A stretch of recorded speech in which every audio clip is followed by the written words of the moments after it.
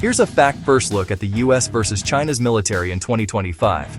On paper, the rankings are clear. The United States is number 1 globally. China is number 3. That's from Global Firepower's 2025 list, where lower is better. The US scores a 0.0744, China a 0.0788, across 145 countries. But raw headcount flips the script. China fields about 2.0 million active personnel. The US has roughly 1.33 million. More people doesn't automatically equal more power, but it changes how each side plans and fights. Budgets tell a big story. The US set about $850 billion for 2025 defense. China publicly proposed around $245 billion, up 7.2%. US government assessments suggest China's real spend could be much higher, possibly $330 to $450 billion when you include off-budget items. So the gap is huge, but not as huge as the headline numbers suggest. Nuclear forces. China's arsenal has grown fast, about 600 warheads in 2025. More than double since 2019. The Pentagon projects China could reach around 1,500 by 2035 if trends continue. That trajectory matters for deterrence, even if today, the US and Russia still sit on larger stockpiles. Air power.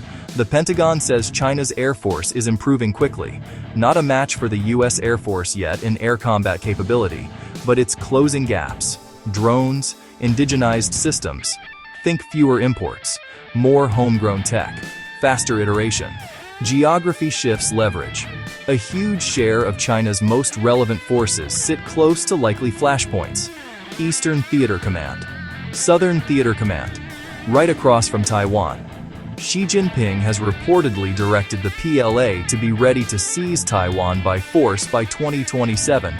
That concentrates naval assets, air assets, missile assets where they'd matter most. How would a conflict unfold?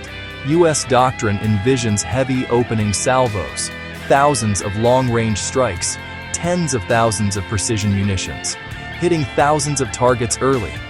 Beijing, facing cascading setbacks, could consider nuclear signaling, like a demonstration detonation over open water, to warn Washington off. That's why escalation risk is the real headline. So who has the edge? The US still leads in power projection, allied networks, combat experience, high-end air and naval capabilities. China leads in regional mass, proximity, industrial speed, an accelerating tech stack.